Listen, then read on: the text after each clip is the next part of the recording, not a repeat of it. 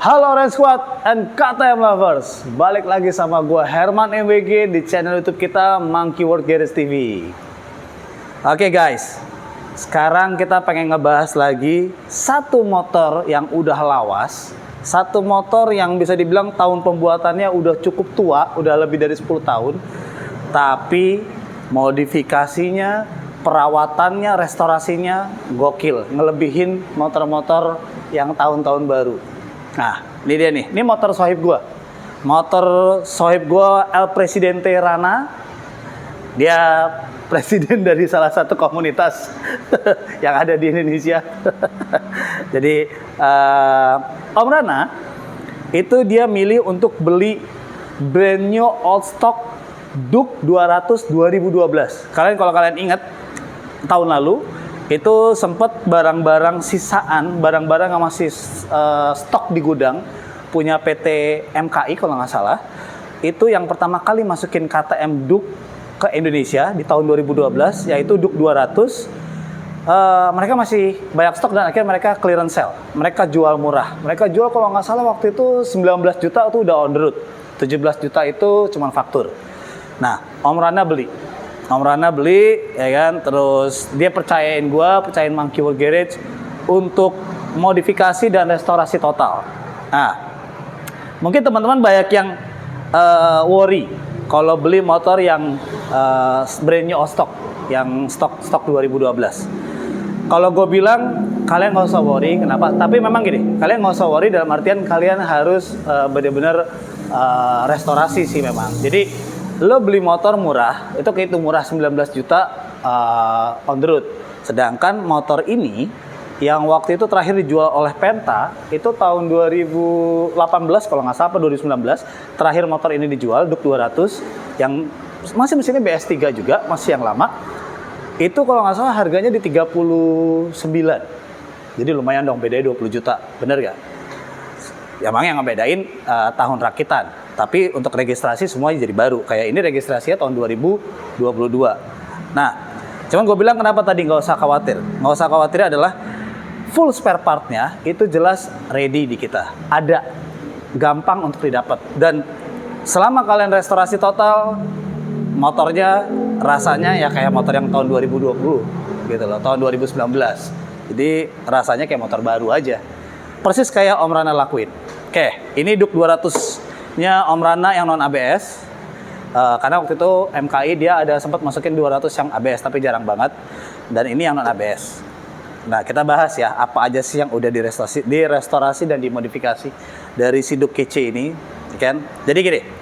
Pertama kali waktu itu pas dia beli, dia datang karena emang motor baru tapi stok lama. Seperti biasa, pasti bagian mesin untuk seal dari seal shock, seal yang ada di mesin, packing pasti udah pada rembes. Walaupun memang motor baru, ya kan. Saat itu juga kalau nggak salah si MKI ini atau yang jual motor ini tahun lalu itu sama dia dibaruin semua. Sen digantiin tapi ya sennya pakai sen seadanya gitu kan. Terus mesin digantiin oli dan yang lain-lain. Cuman kayak seal mereka belum nggak digantiin. Jadi akhirnya gue sama Rana mikir, oke, ini motor kita restorasi dulu yuk. Kita bikin enak dulu buat dibawa gitu. Jadi nggak usah worry takut overheat lah, takut seal shock bocor, takut seal water pump bocor ataupun seal yang lain bocor. Akhirnya di mesin jadi rembes sana rembes sini. Jadi kita fokus ke restorasi mesin. Ini motor kita restorasi bener-bener dalam artian piston, set, blok dan yang lainnya jelas ini masih bagus karena emang jatuhnya motor baru. Tapi packing sama seal kita semua ganti.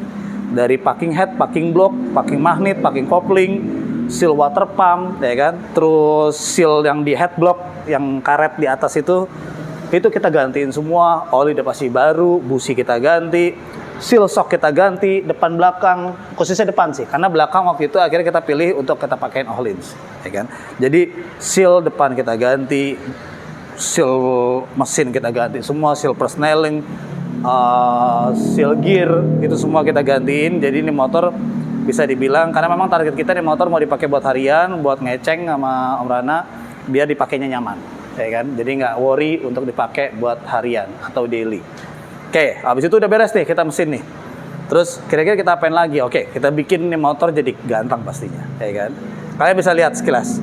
Ini motor udah keren banget ya. Dan parts yang nempel di sini jujur aja ini udah ngabisin mungkin seharga motor Duke 200 yang baru gitu. Kenapa? Karena memang parts yang dipasang ini bukan parts yang biasa dan fungsinya pasti jelas maksimal ya kan? Oke, kita bahas dari yang power part dulu deh, yang ada di sini deh.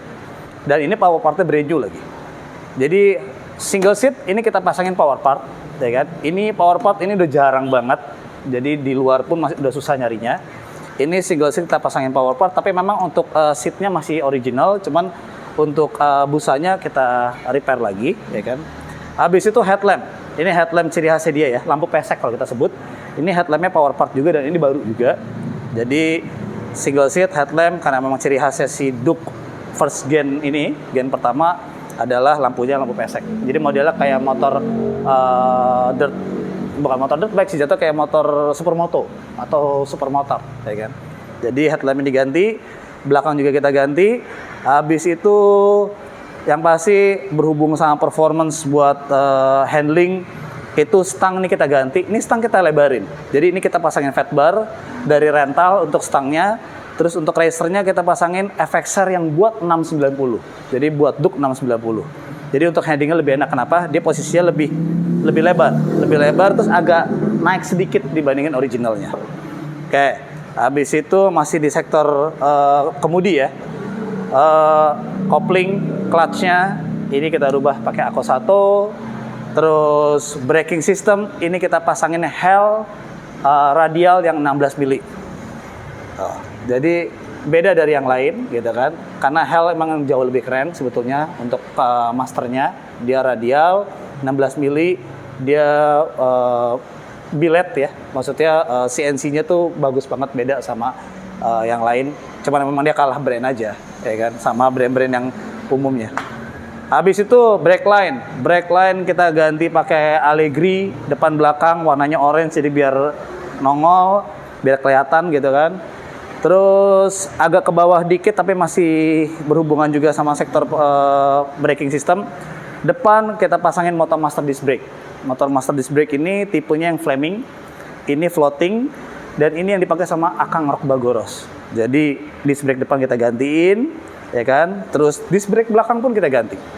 Jadi ya Om Rana pengennya tuh semuanya tuh detail. Jadi nggak pengen setengah-setengah. Jadi depan kita ganti, belakangnya pun kita samain. Belakang juga kita pakai motor master. Habis itu ban karena yang udah pasti bannya udah tua banget ya, dari 2012 sampai sekarang 10 tahun lebih gitu kan. Ban ini kita pakein Badleg X22 ukurannya ini belakang kita naikin jadi 160 per 70, depan kita pakai 120 per 60. Jadi udah enak banget handlingnya.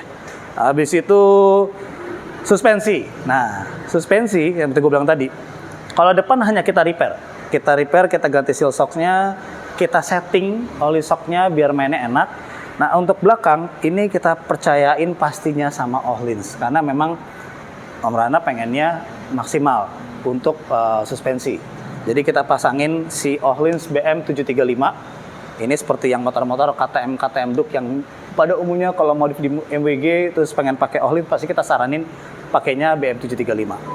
Öhlins kita pasangin BM735.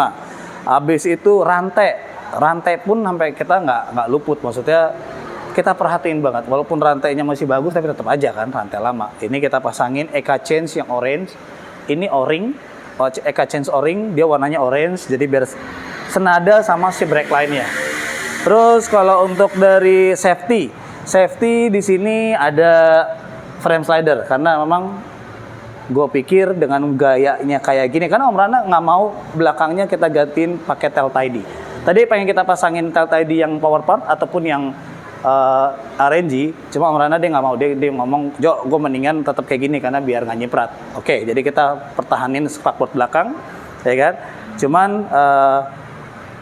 untuk safety-nya kalau kita pasang crash bar jadi kelihatan terlalu gede. Jadi aneh gitu loh kalau spakbor belakang masih ada, kita pasang crash bar. Jadi kita pilih untuk safety-nya kita pasangin hanya frame slider aja dari FXR.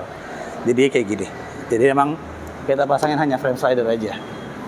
Nah, ini motornya. Jadi kalian bisa, buat kalian yang pemilik Duk 200 yang lama ataupun yang tahun lalu pada beli gitu kan, yang beli murah terus akhirnya kalian pengen pakai, kalian no worries, jangan khawatir. Kenapa? Selama kalian maintenance dengan baik, lakukan maintenance dengan baik, kalian restorasi bagian mesin dengan sangat baik, yang perlu diganti hanya packing-packing dan seal-sealnya aja, ya kan? Itu akan bikin kalian nyaman dalam berkendara. Kalian nggak usah khawatir motor ini akan ada masalah. Karena memang betul, di motor ini dulu ada isu overheat. Tapi isu itu udah ada solusinya juga. Gitu. Kalau ada wiring yang di bagian depan, itu cukup kita kasih relay, dan itu bisa hilangin overheatnya. Sebetulnya overheatnya bukan karena mesinnya overheat, tapi karena speedometernya tampilannya itu lebih tinggi. Jadi akhirnya bikin si motor atau ECU ngebacanya itu overheat. Gitu loh. Nah kayak gini juga, ini speedometernya masih baru banget, jadi masih aman, nggak ada pecah-pecah.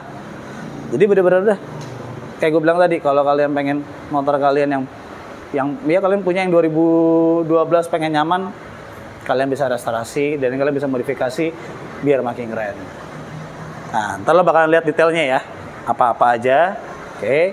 Dan yang pasti, guys, follow kita, subscribe kita, like, share, terus follow IG kita juga di Monkey World Garage _official. Yang pasti support kita terus biar kita terus bisa kasih informasi edukasi tentang KTM ataupun Husqvarna, khususnya di Indonesia untuk yang 200 cc sampai ke atas, ya kan, 390, 2,5 atau 390 ataupun yang di atas itu. Karena kita akan bahas tuntas terus tentang modifikasi ya, tentang perawatannya, semua tentang KTM ataupun Husqvarna. Kayak gue bilang tadi, jangan lupa like, subscribe, share, pokoknya apapun deh. Dan yang pasti, ingat, semuanya ada di webnya Monkey World Garage. Nanti ada di bawah, www.monkeyworldgarage.com. Oke? Kalau gitu, Herman sign out. Kita bakal bahas lagi yang seru-seru di minggu depan tentang KTM dan Husqvarna. Oke, see you.